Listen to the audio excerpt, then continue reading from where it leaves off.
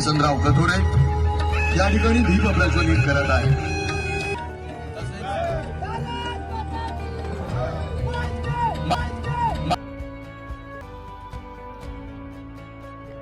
अंबरनाथ शहरात झालेल्या नगरपालिकेच्या निवडणुकीमध्ये भाजपा नगराध्यक्ष तेजश्री करंजुले या बहुमताने विजयी झाल्यानंतर आज त्यांनी आपल्या अंबरनाथ नगरपालिकेत जंगी स्वागतात नगराध्यक्ष पदाचा पदभार स्वीकारलाय।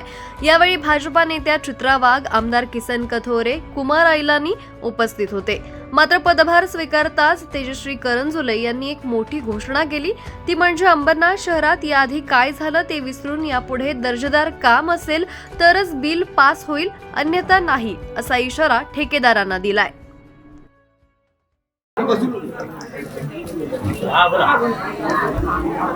नमस्कार, खूप सुंदर वाटतंय आणि आज खऱ्या अर्थाने खुर्चीवर बसण्याची जबाबदारीची जाणीव झालेली आहे आणि अंबरनाथकरांचं सगळ्यांचे मी पहिले आभार व्यक्त करते की इतक्या मोठी जबाबदारी दिली आहे माझ्यावर, जो विश्वास दाखवला आहे त्या विश्वासाला आम्ही तडा जाऊन देणार नाही ही मी तुम्हाला आज वचन देते आहे। ह्याच्या आधी जे झालं तेच मी म्हणेन की झालेल्या गोष्टी तशा परत घडून द्यायच्या नाहीत आम्हाला आणि जे काम चांगल्या प्रतीचं झालं, दर्जा झालं तर ते टिकून राहील आणि आम्हाला तेच आहे की शाश्वत विकास करायचा आहे, नुसतं विकास नाही तर शाश्वत विकास, जेणेकरून तो दीर्घकाळ टिकेल, म्हणून आम्हाला दर्जेदार काम अपेक्षित आहे।